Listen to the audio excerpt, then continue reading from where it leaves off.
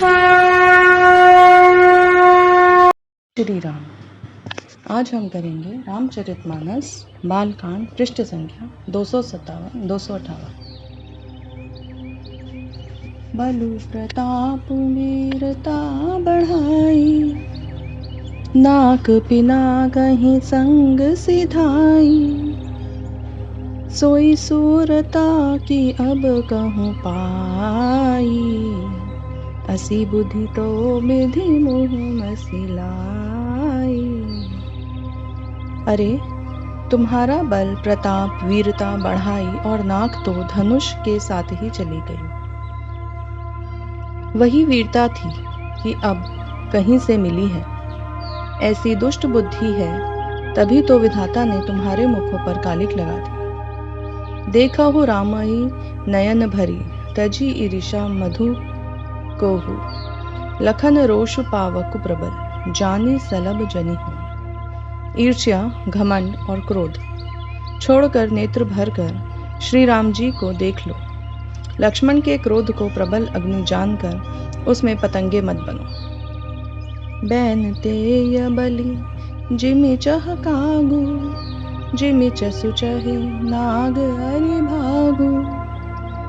जिमि चह कुशल अकारण कोही, सब संपदा चहै शिव द्रोही। जैसे गरुड़ का भाग कौवा चाहे, सिंह का भाग खरगोश चाहे, बिना कारण ही क्रोध करने वाला अपनी कुशल चाहे, शिवजी से विरोध करने वाला सब प्रकार की संपत्ति चाहे। लोभी लोलुप कल कीर्ति चहई, अकलंकता की कामी लहई। हरिपद विमुख परम गति चाहा, तस तुम्हार लालचु नर नाहा। लोभी लालची सुंदर कीर्ति चाहे, कामी मनुष्य निष्कलंकता क्या पा सकता है। और जैसे श्री हरि के चरणों से विमुख मनुष्य परम गति चाहे, हे राजाओं, सीता के लिए तुम्हारा लालच भी वैसा ही व्यर्थ है। कोलाहल सुनि सिय सकानी, सखी लवाई गई जहाँ रानी। राम सुभाय चले गुरु पाहि, सिय सनेहु बरनत मन माही। कोलाहल सुनकर सीता जी शंकित हो गईं। तब सखियां उन्हें वहां ले गईं जहां रानी थी। श्री रामचंद्र जी मन में सीता जी के प्रेम का बखान करते हुए स्वाभाविक चाल से गुरु जी के पास चले। रानिन सहित सोच बस सिया, अब धऊ विधि काह करनिया। भूप बचन सुनि इत उत तकहीं, लखनु राम डर बोली न सकहीं। रानियों सहित सीता जी सोच के वश में हैं कि न जाने विधाता अब क्या करने वाले हैं। राजाओं के वचन सुनकर लक्ष्मण जी इधर उधर ताकते हैं, किंतु श्री रामचंद्र जी के डर से कुछ बोल नहीं सकते। अरुण नयन भ्रिकुटी कुटिल, चितवत नृपन सकूप।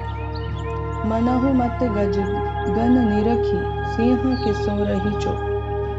उनके नेत्र लाल और भौहें टेढ़ी हो गई हैं और वे क्रोध से राजाओं की ओर देखने लगे, मानो मतवाले हाथियों का झुंड देखकर सिंह के बच्चे को जोश आ गया हो।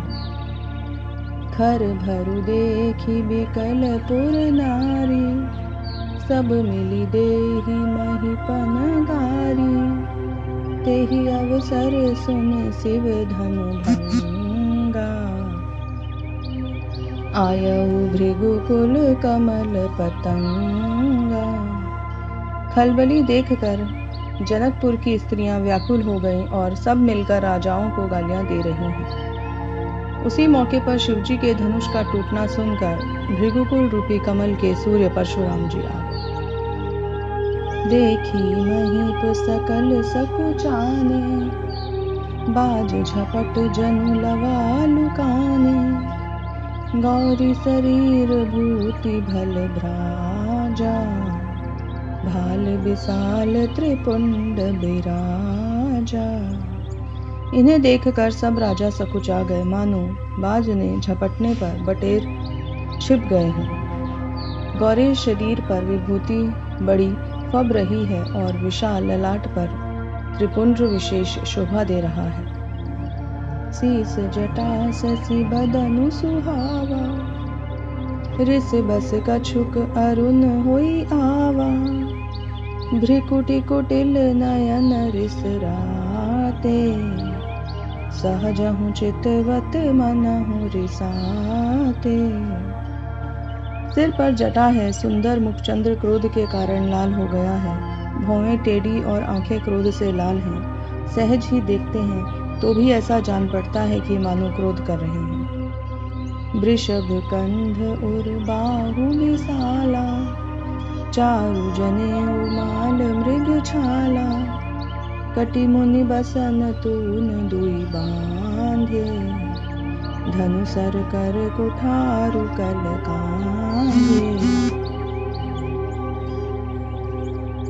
बैल के सामान कंधे हैं, छाती और भुजाएं विशाल हैं। सुंदर यज्ञ उपवीत धारण किए माला पहने हुए और मृग चर्म लिए हैं। कमर के मुनियों का वस्त्र और 2 तरकस बांधे हैं। हाथ में धनुष बाण और सुंदर कंधे पर फरसा धारण किए हैं। शांत बेशु करनी कठिन, बरनी न जाई सरू। धरि मुनि तनु जनु वीर रस, आयऊ जहाँ सब भू। शांत वेश है परंतु करनी कठोर है। स्वरूप का वर्णन नहीं किया जा सकता, मानो वीर रस ही मुनि का शरीर धारण करके जहाँ सब राजा लोग हैं वहाँ आ गए हैं। देखत भृगुपति वेशु बगराला, उठे सकल भय बिकल भुआला। पितु समेत कही कही निज नामा, लगे करन सब दंड प्रणामा। परशुराम जी का भयानक वेश देखकर सब राजा भय से व्याकुल हो उठे और पिता सहित अपना नाम कह कहकर सब दंडवत प्रणाम करने लगे। जय श्री राम।